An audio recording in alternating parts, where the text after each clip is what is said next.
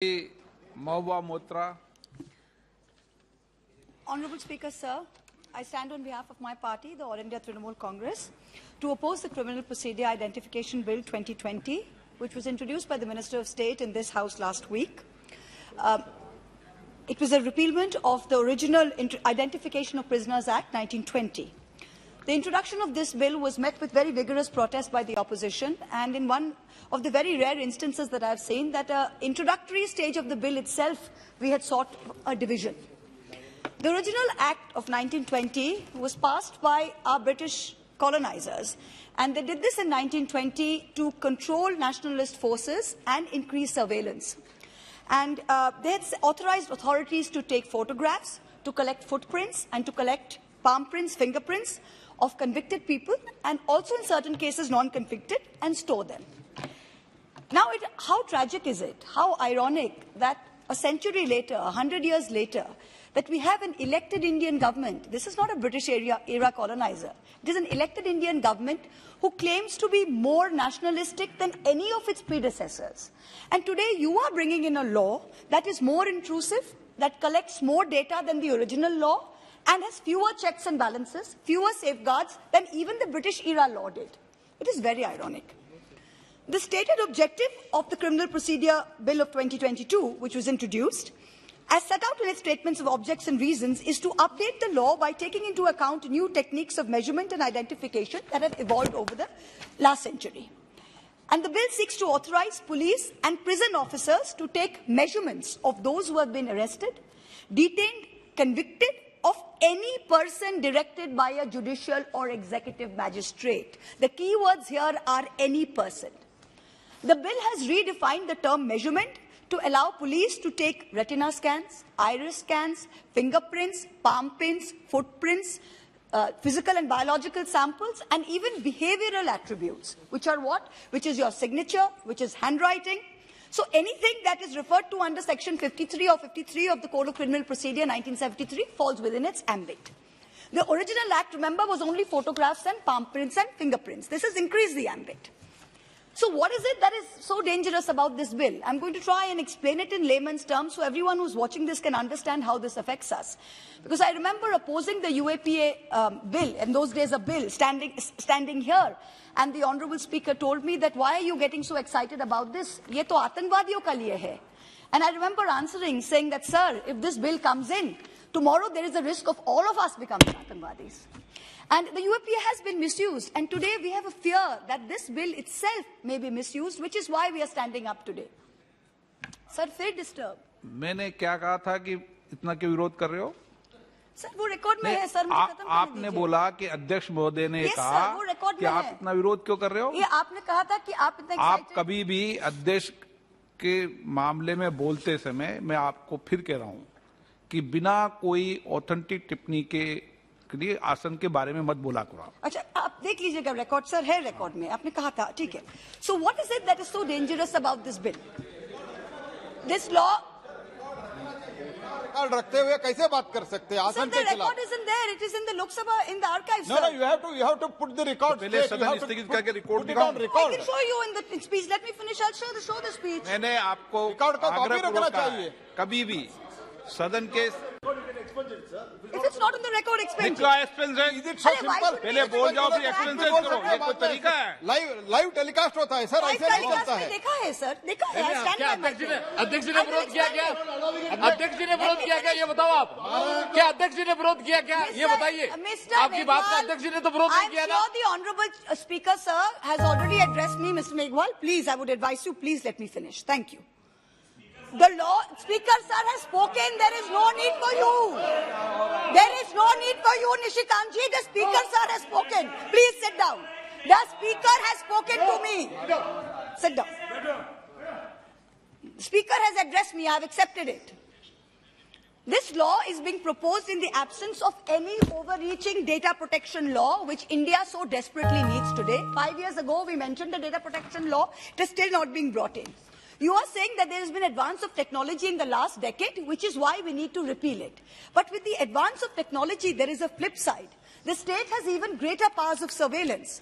So when we in this House authorize any legal expansion of the ambit of these powers, we need to ensure that these powers can be controlled, can be regulated. The old act was only photographs and fingerprints. Now you've added retina, you've added biological samples, behavioral. So we are signing off, basically all of us, on much greater powers of the state. So we need to put in very solid safeguards. This bill has no such safeguards.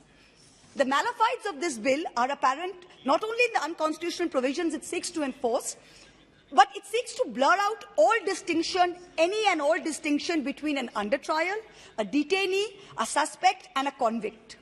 And it is using the words a person involved in any crime. It's a very broad sweep. The expansion of this ambit of the law's operation to people who have been arrested for any offence include people under preventive detention laws. So therefore, the privacy of individuals who are not convicted of any wrongdoing are being put at the mercy of the state. If I would like to quote Faiz Ahmed Faiz, who said, "Teere ilzam bhi, sange dushnam bhi." So you're putting not only ilzam, you're also giving us infamy. The 1920 law enabled the taking of measurements from convicts sentenced to a prison term of at least 1 year, and anyone arrested on a charge that attracted a prison term of only 1 year, and thirdly, one who has furnished a bond for good behavior. This present bill includes all convicts and anyone arrested under any law or detained even under preventive detention. It is increasing the offences from minimum of 1 year to 7 years imprisonment under Section 3. But as Mr. Tiwari pointed out, the proviso to Section 3 has been very poorly drafted. If it is intended to mean that a person who has been arrested with a connection with an offence punishable with less than 7 years, it is a good thing. However, the use of the word may in that section itself is an escape route, because when you use it with the power of the magistrate to order the taking of measurements, it is nullifying this beneficial aspect of this proviso. So if Section 3 read with Section 5 and the introduction of preventive detention is making this far more draconian than the existing law, I would really request you to look into this. So I suggest that the word may in Section 3 be changed to shall, and it be clarified that under Section 5, the magistrate has no power to direct a person arrested for offences punishable with less than 7 years. Otherwise, Section 3 is completely nullified. Another dangerous thing about this bill, the average life expectancy of Indians is 69.6 years. You are permitting the retention of records for 75 years. And you're allowing the National Crime Records Bureau, the NCRB, to share and disseminate personal data with any law enforcement agency. This violates the best practices of data protection, which is the principle of purpose limitation, which means that you can collect data legitimately for one purpose, but it must be used for that purpose. It cannot be used for another purpose. There's a very vague term in this bill. It says investigation and prosecution of crime. So you can have agencies all over the country with no purpose limitation having access to your personal data. And the collection of data for personal data for some crimes may be very necessary. We understand that. But there is no distinction between those crimes and other crimes. It's a very wide sweep, which can be very dangerous. Now, this bill will make the dreaded thanedar, even more dangerous. It gives virtual carte blanche to the police for sample collection. The old 1920 Act authorized police officers of the rank of sub-inspector and above. This new bill is letting police officers not below the rank of a head constable and prison officers not below the rank of a head warden to take measurements. So it's lowered the threshold. And if you refuse to take these measurements, that is an offence under Section 186, which is obstruction of duty for public servant, as Mr. Maran pointed out, of the IPC. Now, this bill is allowing police and prison officials to collect measurements regardless of the refusal. This is a violation of fundamental rights, and this is going to shut out any dissent. This is the vagueness and overbreadth of several provisions is extremely concerning. Now, there's no appeal mechanism. If the magistrate says directing it, there's no appeal mechanism against the decision of the magistrate. The most dangerous and insidious aspect of this proposed law is the grouping of those booked for preventive detention. So Indian citizens, like all of us sitting here in the opposition, we can be arrested or detained even before the commission of any act of criminality. You may think we will do something, you may think we will say something, and we could be put under preventive detention. So before doing anything, you can take me and I will be grouped with those arrested for serious offences and convicts. So if this bill becomes a law, I mean, we are entering a full-fledged police state. Any opposition will be brutalized into silence. Now, that is something we must safeguard against. The Home Ministry says, trust us. Yes, we would like to trust you, Mr. Home Minister, but even in UAPA, look at its misuse. You brought in this bill, look at its misuse. I was looking at Mr. Kishan Reddy, who was our Minister of State for Home, putting out the numbers.